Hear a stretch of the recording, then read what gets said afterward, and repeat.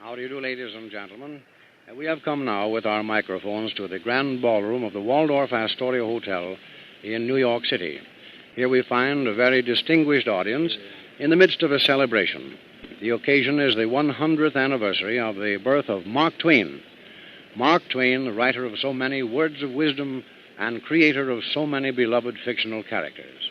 Dr. William Lyon Phelps is acting as Toastmaster tonight, and during this broadcast, we'll introduce many, many celebrities from many, many places. We turn you over now to Dr. Phelps.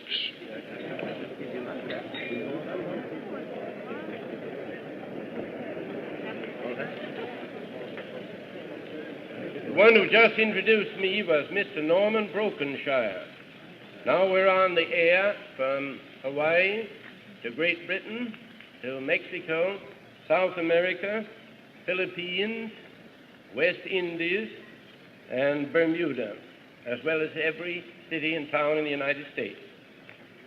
Now we're going to hear that splendid music again. We're going to have Donald Haywood's vocal chorus in another Mississippi River melody with Joe Boxwell and Eva Taylor, the Dixie Nightingale.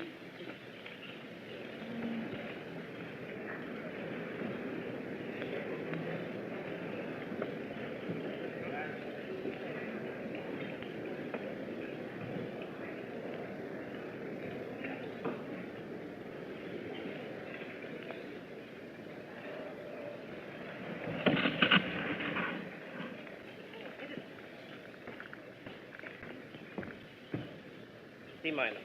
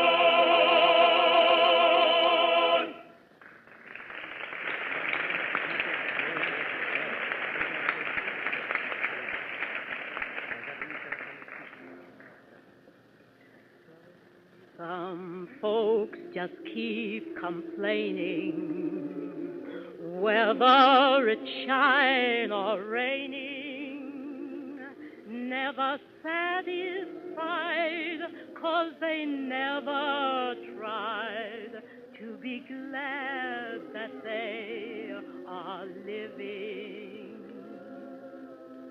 Some folks can look real bright, whether it's rain or shine, but when troubles come, they can look so glum and forget to be forgiving.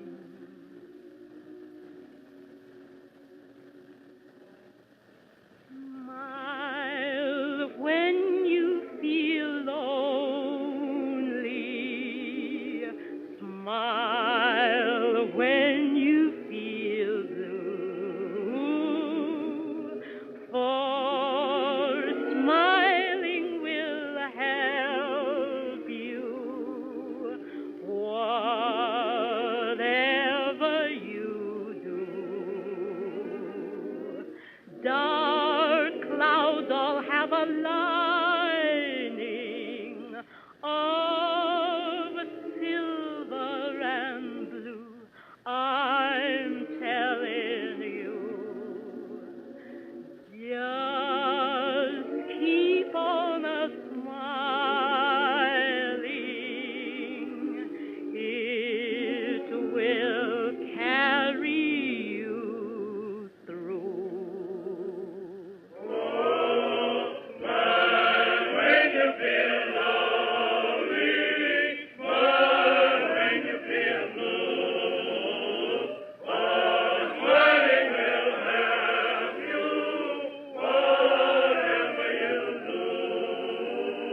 Dark clouds all have a lining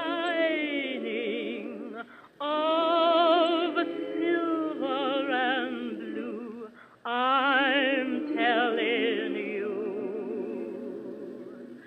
just keep on smiling. It will carry you through.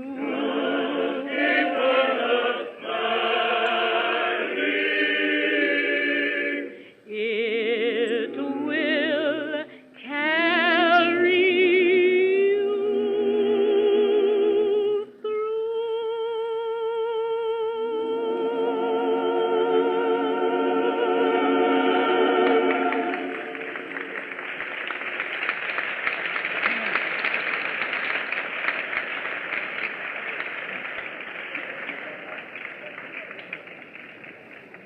As you all know, we hope very much that Clara Gabrielovich, the daughter of Mark Twain, could be here. We have her daughter here, as you know, and we've seen her and heard her. But Clara has written at my request a few lines that I'm going to read to you, a message to you all. My dear friends, I wish I might be with you tonight on this great occasion. I should like to thank you in person for the wonderful things I know you'll say about my father. But I wonder if many of you appreciate the greatest of his qualities, the breadth and depth of his courage. Courage, yes, that godlike gift which consumes the pitiful cautions and selfish fears of the weak. Father was courageous in big events and small. He was never cautious, had little of the self-protective instinct, either physical or moral. For example, his opinions of people or things were crystal clear and spouted from his lips like cascades on a rainy day. No one's frowns or other spasms of disapproval could stop the flow from his expressive tongue. My father never tiptoed in life. He strode into events with hobnail boots on, and he kept them on right through the fray. In spite of a somewhat flashy temper, he was able to control himself in other ways. In fact, I should say that his temptations were mainly toward strength. Physical fights were not frequent in Mark Twain's life, and he even liked to call himself morally lazy and a shirker. Quite the opposite was true, however. He met tribulations and tragedies with sturdy spirit. He labored also to eradicate his faults, fully appreciating the measureless vitality of the will and majestic strength of a determined resolution. Even though he did not engage in physical combat, he frequently went into moral one. I sometimes wonder if his claim to memory through all these years might not be more as a spiritual patriot than a humorist. Patriotism is surely the dispensation of loving, courageous protection to our people against an intruding enemy. Since we are not obliged to leave the country to find enemies, but discover them well-nourished and active in every corner of our land, it behooves us to bring a powerful offensive against ourselves. This I consider the highest type of patriotism. I hope you will agree with me when I state that my father, Mark Twain, was in the spiritual sense a true patriot. Thank you, dear Clara.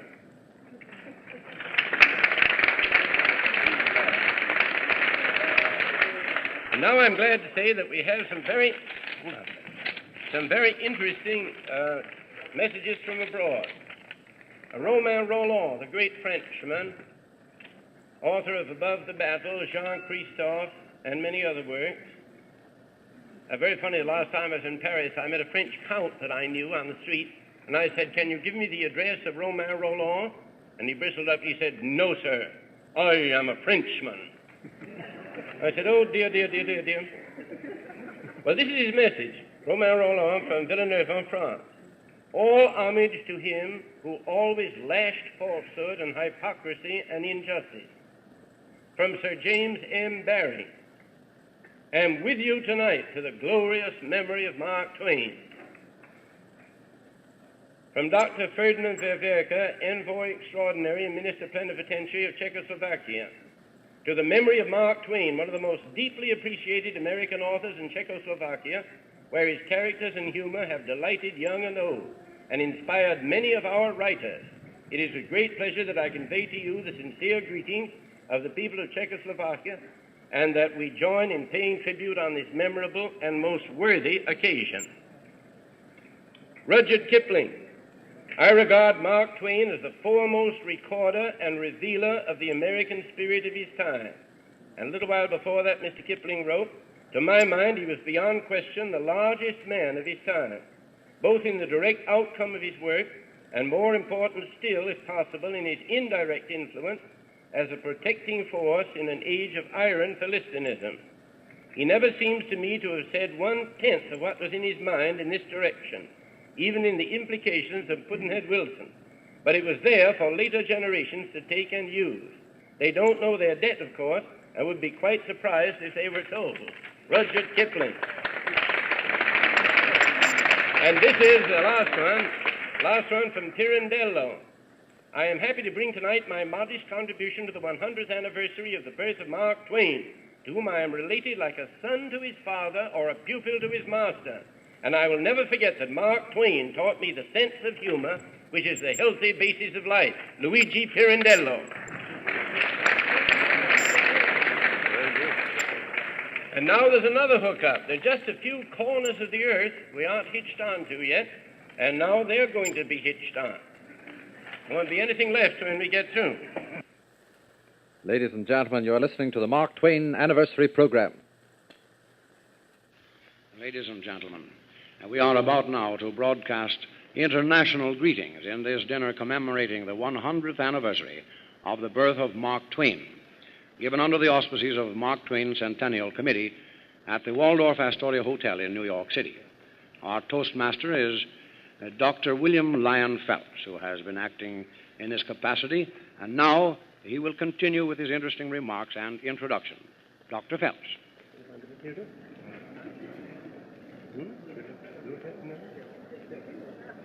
Oh, that's Bill.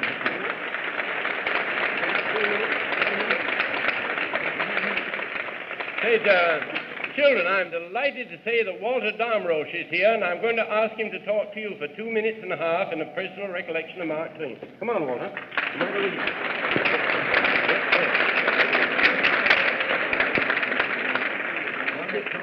Mr. Chairman, I call this a surprise attack, unexpected. I'm really at a loss because my connection with Mark Twain, being so young, is principally being a colleague, so to speak, of his granddaughter.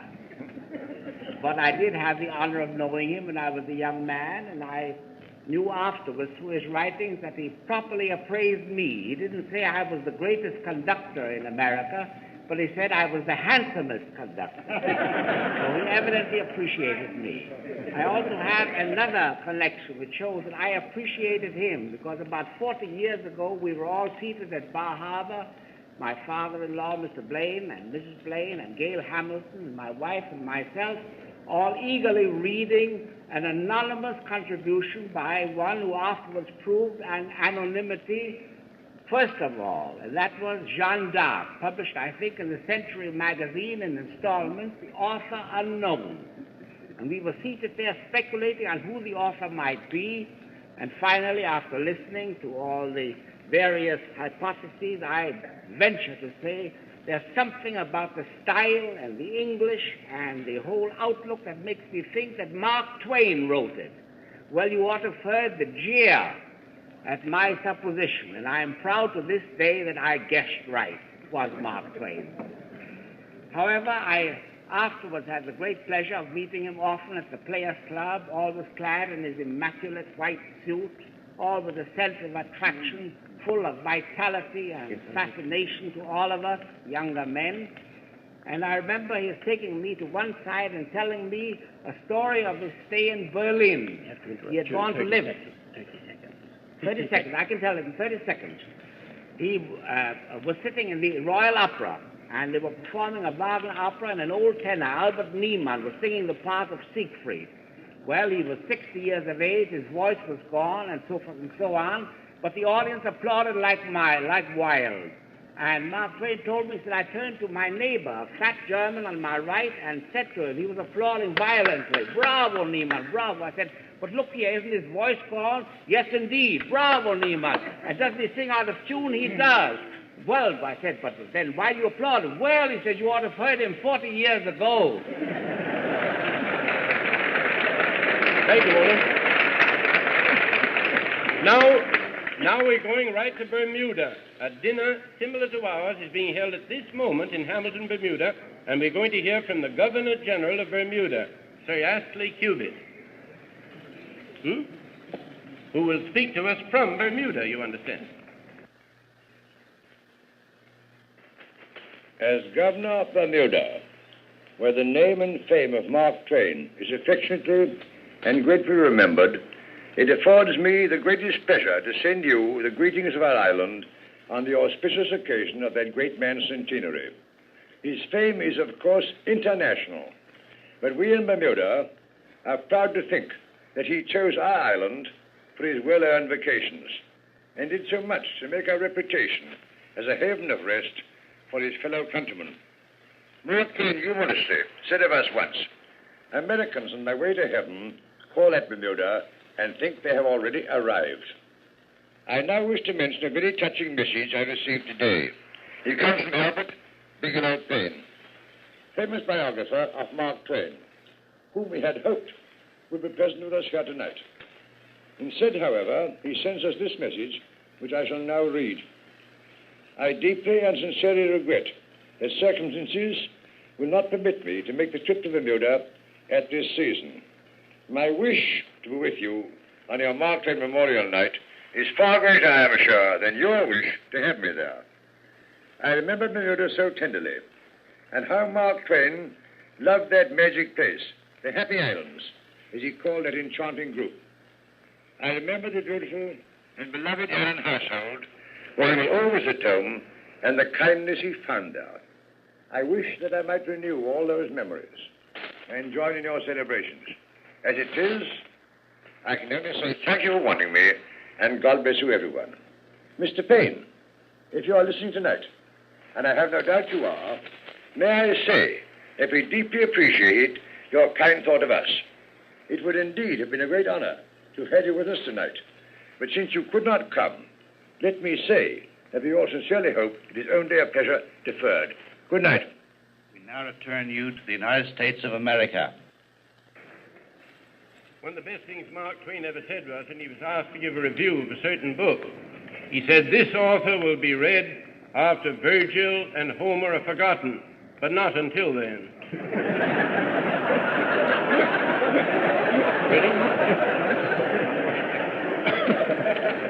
No, although Mark Twain wasn't a churchman, he was devoted to religious people. He was very fond of dear old Cardinal Gibbons of Baltimore. And once Cardinal Gibbons got back from an interview with the Pope, and there was somebody with Mark who didn't like the Catholics, you know. And this man said, "Now, Cardinal Gibbons, can you really believe in the infallibility of the Pope? You really believe that he's infallible?" Gibbons says, "Well, all I know is he called me Gibbons." Now, in a moment, we're going to receive greetings from the famous Bohemian Club of San Francisco. We're going out there. That was the historic club, one of the first to recognize Mark Twain, and San Francisco, where he spent some of his happy early years. They're having a dinner there just like this. Of course, not so good as this, either in food or in company, but they're doing their best. And Ray Lyman Wilbur, the famous Dr. Wilbur, will now speak to us from San Francisco. Tom Beck, my old boss, the president of the Kroll Publishing Company. Dear Jigson, the people of California are gratified to join in on this commemoration of America's most representative writer. We feel, too, that the Bohemian Club of San Francisco is the right place to meet to honor Mark Twain. He would fit into its present-day atmosphere, would love its redwood grove, and would be a superb sire for some of its special occasions. San Francisco has a sense of ownership in Mark Twain. The unfolding of his unique personality at his first lecture here is a tradition of our city. His universality, his intriguing humaneness, his keen powers of observation make his description of our early days in California and Nevada the best record that we have of their verve and spirit. As we read his books, we forgive him now for living on the Mississippi and in other parts of the world. But we Westerners still feel that we put the right brand on him in his growing period, and that our mountains, fogs, and pioneers added something lofty, soothing, and reckless to one of the most gifted literary minds of the last 100 years. We have a glow of pride that our forefathers in this city, by the Golden Gate, knew Mark Twain in the flesh and loved him in and out of print and in and out of trouble. We pride ourselves, too, that he could come back today and be a part of us without loss of personality, individuality, or charm. It is a delight to share in an international program honoring the great man Mark Twain, who somehow will always seem to belong to us. And now our Mark Twain dinner celebration spans 2,400 miles to Hawaii, where the beloved writer spent many of his younger days. We will hear the voice of ex-Governor Walter F. Freer of Hawaii, who will speak to us from Honolulu. Greetings from Hawaii. Mark Twain's sojourn here in 1868 created between him and Hawaii a tie warm, abiding, and mutually beneficent. He was then young, groping to discover himself. The Hawaiian experience furnished the needful quickening. As his biographer has said, Mark Twain's genius was finding itself, aided by the culture dance and bowling game then in Hawaii, so much so that the Hawaiian writings showed a transition between the rough, elemental humor of the Comstock and the refined and more subtle style that flowered in Innocents Abroad, and that period presented a phenomenon in literary development. Twain's subsequent lectures on Hawaii, the first of which cured him of what he called the awful, horrible malady of stage fright and gave him a new profession, registered a further literary advance. But there was another aspect of Twain's visit. Weary of the uncouthness and hustle of the then West, he longed for a haven of beauty and repose, and found it in Hawaii, an ever-blessed memory. In the words of his biographer, his whole visit there became a memory picture full of golden light and peace. And Mark himself wrote, "No other land could so longingly and beseechingly haunt me, sleeping and waking through more than half a lifetime." When Hawaii, in grateful remembrance, presented a mantelpiece for his new home, he wrote, "The beautiful mantel was put in place an hour ago, and its friendly aloha was the first uttered greeting my 73rd birthday received. It will be a great pleasure to me, daily renewed, to have under my eye this lovely reminder of the loveliest fleet of islands that lies anchored in any ocean. It is worthy of the choicest place in the house, and it has it. The 80th anniversary of his birth was celebrated in all the schools of Hawaii. And now the centenary is being celebrated with a banquet this evening, appropriate programs in all the schools during the next 2 weeks, and the 30th has been proclaimed Mark Twain Day by the governor. Aloha nui. Thank you, Judge Freer. We return you now to the mainland United States. We have heard ex-Governor Walter F. Freer from Honolulu. The Mark Twain dinner program continues now from New York.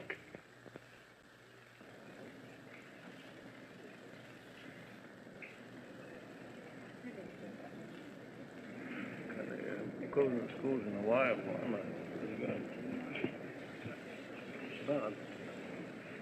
I'm now going to ask Mr. Robert Lark, the attorney for the Mark Twain estate, to read to us 4 unpublished epigrams of Mark Twain.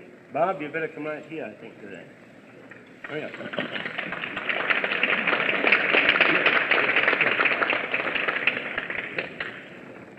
In the first of these, his mind went back to the very dawn of our existence, when he said the reason God created man was because he was disappointed in the monkey. Mark Twain also observed, they make a great to-do over Adam as the inventor of sin. It was nothing at all. I could have done it myself. He said, the difference between the savage and the civilized man is the one is painted, the other is gilded. He also said the human race consists of the violently insane and such as are not. One more. He observed that the difference between a tax collector and a taxidermist is that the taxidermist only takes your hide.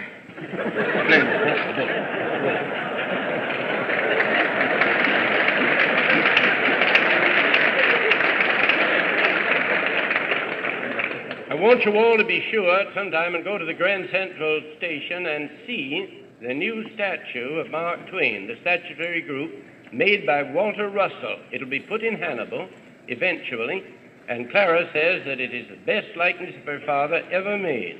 And it's going there, but it'll be on exhibition in New York for 2 weeks. Now it is my delight and pleasure to introduce my dear friend, the famous dramatist, Austin Strong, son of Isabel Strong, grand stepson of Stevenson. Austin.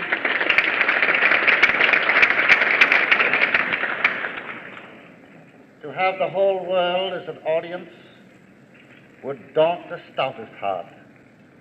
And this great audience that I see here tonight. But who dares mention fear with Helen Keller at his side? Mr. Chairman and fellow craftsmen everywhere. My first meeting with Mark Twain was, of all places, Wellington, New Zealand.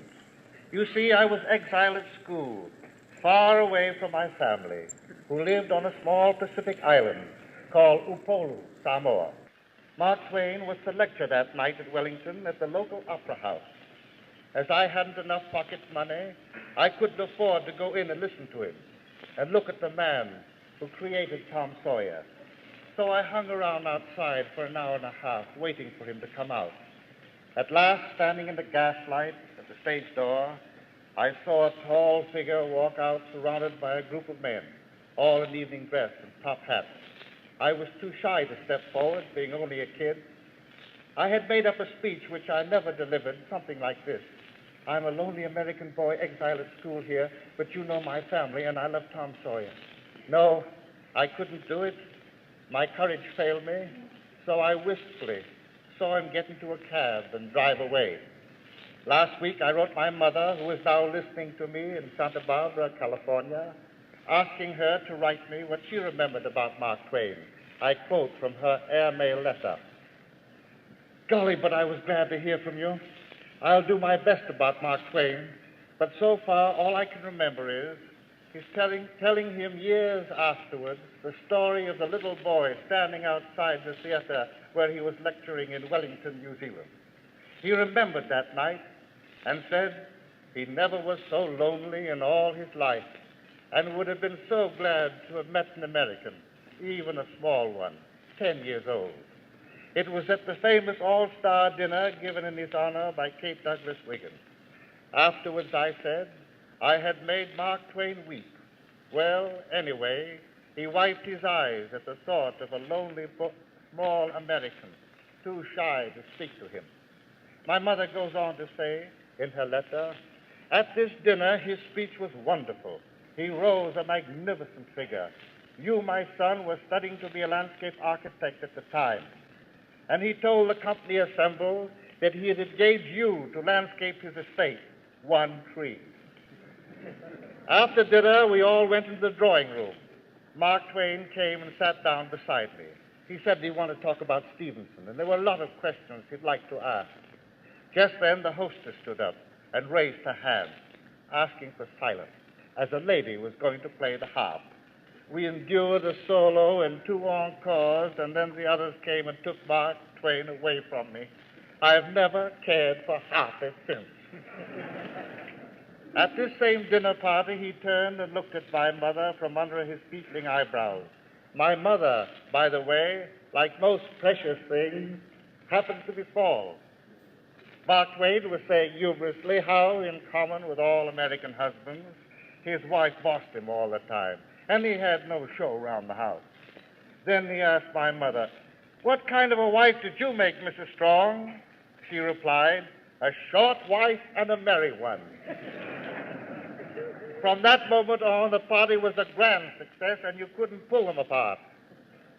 My second meeting was a very impressive one to me. I was a young and a new member of the Players Club, which is a beautiful old house in Gramercy Park where Edmund Booth endowed as a place where young actors could have the opportunity of meeting members of the other arts and professions. It is a hallowed place to all of us in the theater. That day I remember as if it were etched on a steel tablet in my mind.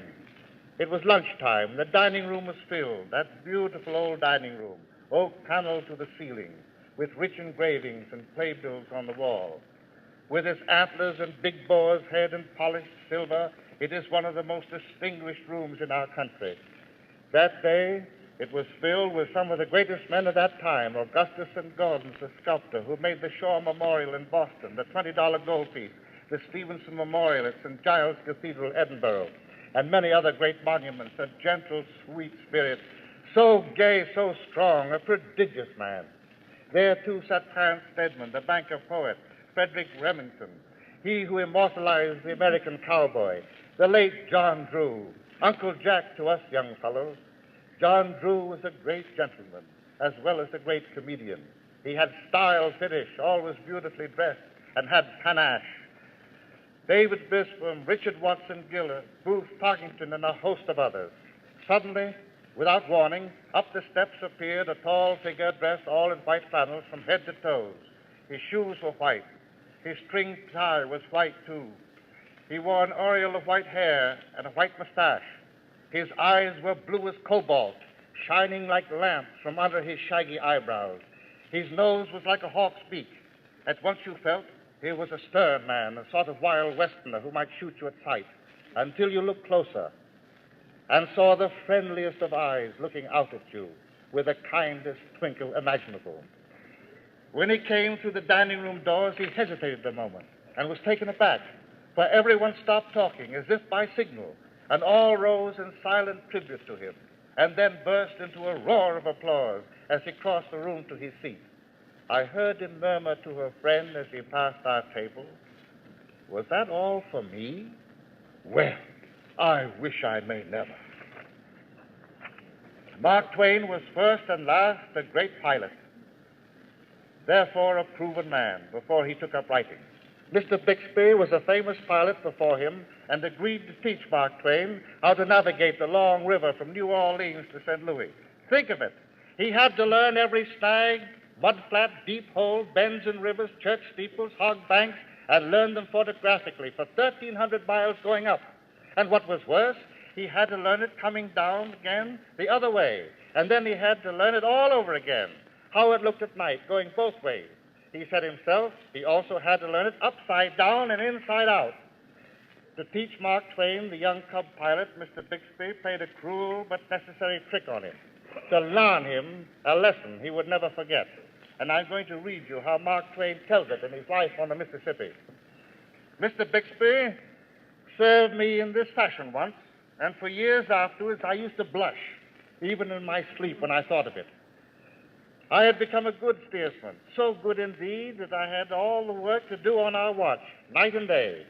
Mr. Bixby seldom made a suggestion to me. All he ever did was to take the wheel on particular bad nights or in particular bad crossings, land the boat when she needed to be landed, play gentleman of leisure 9/10 of the watch, and collect his wages.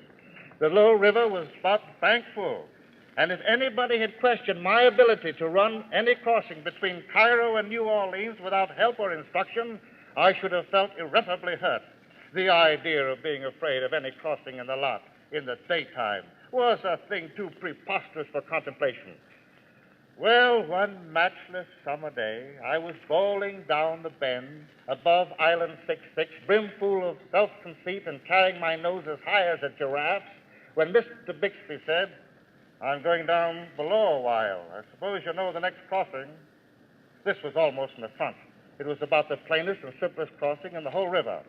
What one couldn't come to any harm, whether he ran it right or not. And as for depth, there never had been any bottom there. I knew all this perfectly well.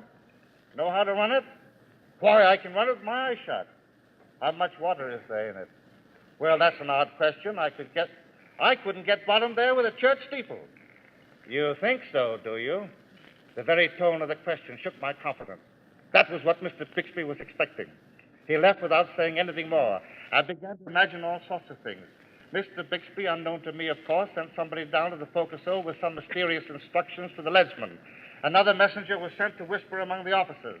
And then Mr. Bixby went in hiding behind a smokestack where he could observe results. Presently, the captain stepped out on the hurricane deck. Next, the chief mate appeared, then a clerk. Every moment or two, a straggler was added to my audience, and before I got to the head of the island, I had 15 or 20 people assembled there, down under my nose. I began to wonder what the trouble was. As I started to cross, the captain glanced aloft at me and said, with sham uneasiness in his voice, "Where is Mr. Bixby?" "Going below, sir." But that did the business for me. My imagination began to construct dangers out of nothing, and then multiplied faster than I could keep the run of them. All at once, I imagined I saw shoal water ahead.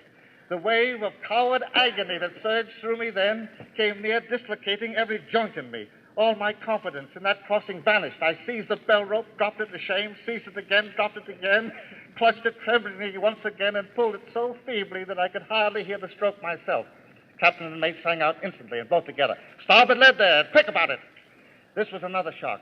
I began to climb the wheel like a squirrel, but I would hardly get the boat started to port before I would see new dangers on that side, and away I would spin to the other, only to find perils accumulating to starboard and be crazy to get to port again. Then came the leadsman's sepulchral cry, "Deep four!" Deep four in the bottomless crossing? The terror of it took my breath away. Mark 3! Mark 3! Quarter-less 3! Half Twain! This was frightful, shoaling. I seized the bell ropes and stopped the engine. Quarter Twain! Quarter Twain! Mark Twain! I was helpless. I did not know what in the world to do. I was quaking from head to foot. You could have hung your hat on my eyes. They stuck out so far. Quarter-less Twain, 9.5. We were drawing 9. My hands were in a nerveless flutter. I could not ring the bell intelligently with them. I flew to the speaking tube and shouted down to the engineer, "Oh, Ben, if you love me, back her. Quick, Ben! Oh, back the immortal soul out of her." I heard the door close gently. I looked around, and there stood Mr. Bixby, smiling a bland, sweet smile. Then the audience on the hurricane deck sent up a thunder gust of humiliating laughter. I saw it all now, and I felt meaner than the meanest man in human history. I set the boat on a course, came ahead on the engines, and said, "It was a fine trick to play on an orphan, wasn't it? I suppose I'll never hear the last of how I was ass enough to heave the lead at the head of 66. Well, no, you won't, maybe. In fact, I hope you won't. But I want you to learn something by that experience. Didn't you know there was no bottom in that crossing? Yes, sir, I did. Very well, then. You shouldn't have allowed me or anybody else to shake your confidence in that knowledge. Try to remember that. And another thing. when you get into a dangerous place, don't turn coward. That isn't going to help matters any. It was a good lesson, but pretty hardly learned. Yet about the hardest part of it was that for months I so often had to hear a phrase which I had conceived a particular distaste for. It was, "Oh, Ben, if you love me, back her." It was a cruel lesson. But the river taught him to have unshakable confidence in himself. And this discipline helped him in after life when he had to meet many dangers and a great disaster in a cruel financial failure. When he had to work hard for years to clear himself from debt. He wrote to a friend during that time, "I often feel I should like to die. However, I presume that if I could have the opportunity, I should at once desire to live." He conquered financial defeat and unassisted and single-handed fought his way clear of debt to the admiration of the American people. How many men could do that? He was a great man besides being a great writer. But I like to think of him as a great pilot who steered himself so valiantly through the dark night of sorrow when he lost his loved one and had to face old age practically alone. Now I'm going to close with a personal incident which I hope you won't misunderstand. I am not telling you this because it happens to be in praise of me. I tell it because it shows what power there can be in that kindly gesture of pat on the back, especially when you are young and bewildered. I quote from my old friend Albert Bigelow Paine's biography of Mark Twain. "We did not play billiards on his birthday that year. He went to the theater that afternoon, and it happened that with Jesse Lynch Williams, I attended the same performance, The Toy Maker of Nuremberg, written by Austin Strong. It proved to be a charming play, and I could see that Mark Twain was enjoying it. He sat in the box next to the stage, and the actors clearly were doing their very prettiest for his benefit. When later I mentioned having seen him at the play, he spoke freely of his pleasure in it. It's a fine, delicate piece of work, he said. I wish I could do such things as that." Ladies and gentlemen, you have been listening to the Mark Twain Anniversary Program. This has been a presentation of the National Broadcasting Company.